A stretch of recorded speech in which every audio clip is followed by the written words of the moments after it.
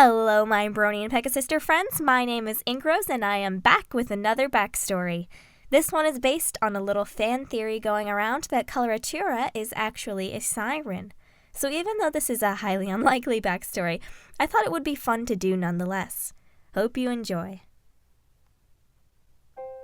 It was very lonely in the Adagio Trench. Coloratura was a very young siren, but she still found herself wishing she could swim above and meet new creatures and friends to talk with. But whenever she asked her father to let her, he told her that it was not yet time. He always said that she must become stronger before she could attempt to see the world beyond the trench. "How can I become stronger?" she would ask. "You must keep singing. You must learn to harness the power your voice holds. Sirens are born with incredible gifts, little one. Practice and nurture them," he would answer. And so together they sang.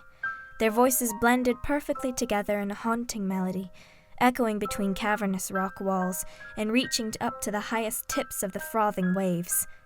Together, alone in the darkest depths of the ocean, they wrote songs, crafted melodies, and practiced without end. Young sea ponies and mer ponies who lived near the surface would listen at times. Many would gather around the very top of the trench after school and simply take in the faint music, wonder in their eyes. They were told not to ever go near the trench by their parents.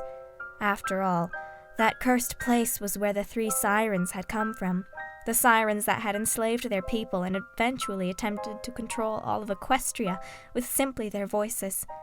Who knew what other kind of horrors were down there? Of course, being rebellious youth, some did not heed their parents' warnings. Thus, they continued to visit the Adagio Trench and began to fall in love with the voices, whom they called the Countess and the Duke.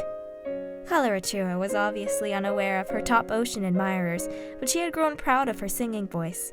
Every day, she felt the magic inside her voice gem growing stronger and stronger. She sensed someday soon she would be allowed to swim out of the bottom of the trench and finally see what wonders the world had to offer. The admirers above hatched a plan to come into contact with the Countess and the Duke. On a large frond of seaweed, they wrote a letter. Within the note's many words, they detailed how much they enjoyed the wonderful voices of both of the singers, and how much they would love to meet them. One intrepid merpony thought it might be prudent to ask if the singers were indeed sirens, and if they were mean like the other sirens were. Were they going to be super-duper nasty like Adagio and sent off through a portal? One sea pony wrote. Or maybe they were nice creatures who only wanted a friend. If so, the merponies valiantly stated that they would be happy to be friends with them, if they would only show their faces. When all was agreed upon, the merponies tied the message to a rock and sent it down, down, down to the bottom of the trench. A few days later, as Coloratura swam gracefully along the sandy bed of the ocean, she caught a glimpse of a particularly strange-looking stone. She discovered the seaweed attached to it and took it off. The marks on the seaweed were strange to her, and she didn't understand what they meant. Thus, she carried the letter to her father, who read it aloud. Coloratura was shocked when she found out the existence of her and her father's admirers.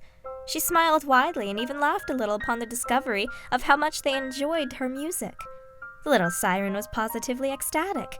She could have new friends besides her daddy and the see-through creatures that lived on the ocean floor, and they wanted to play with her. Oh, how wonderful!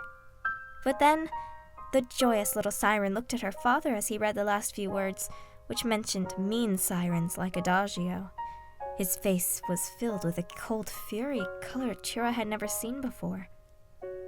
"Daddy, what's wrong?" the little one asked.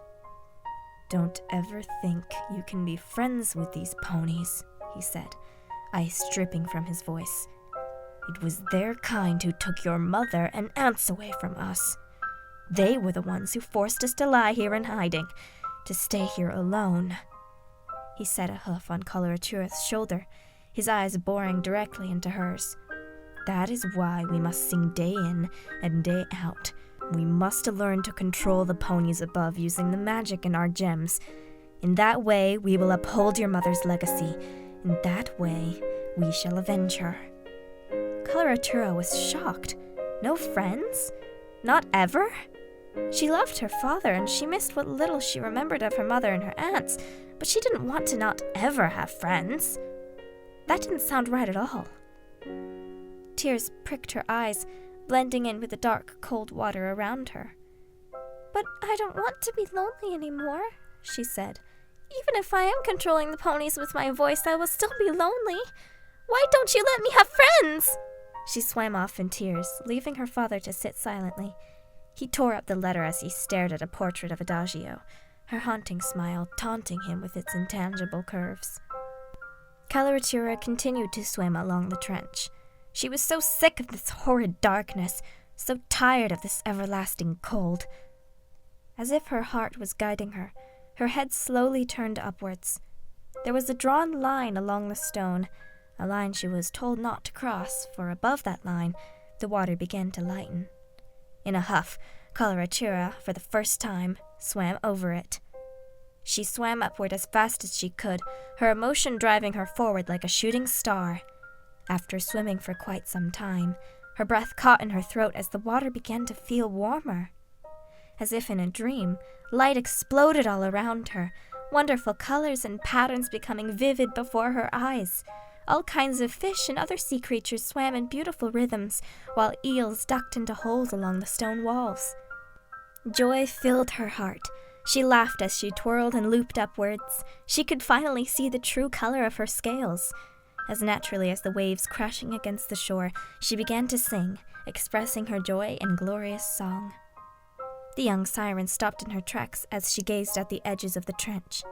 She was almost there, almost to real friendship.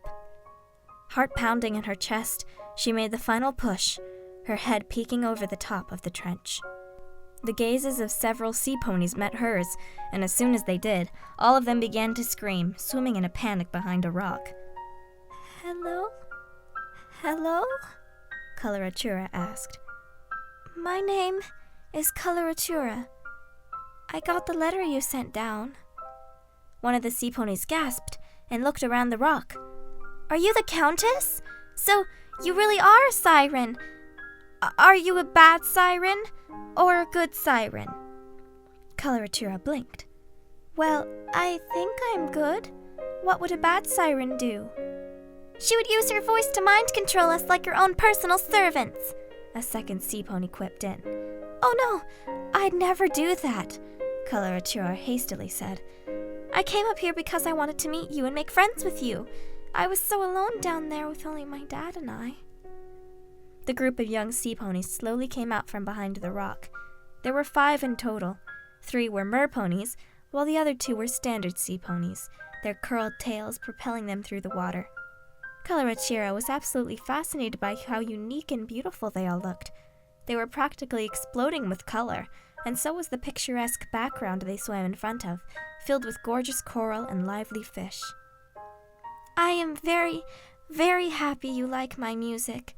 That's why I came up here. I've never, ever been this far up out of the trench before. Could you all please be my friends?" Coloratura continued to plead. A stallion mer pony pushed himself to the front of the group. "Can you sing for us?" he asked. "But not a song that's bad or will control us, or else." Coloratura nodded. She raised her head to the sky, gazing in wonder at the sun's light streaming down through the water. A song drifted into her mind, the melody forming words on her lips as naturally as the sea ponies swam through the current. She sang her song for the ponies, and immediately they were enchanted by it. The gem on her neck glowed beautifully, blue sparkles dancing across the merpony's scales. She put her heart into that song, desperately hoping for those who were listening to accept her as one of their own. What she didn't know was that her magic was, indeed, influencing the merponies around her, even if she didn't intend it to. After all, magic is fueled by desire.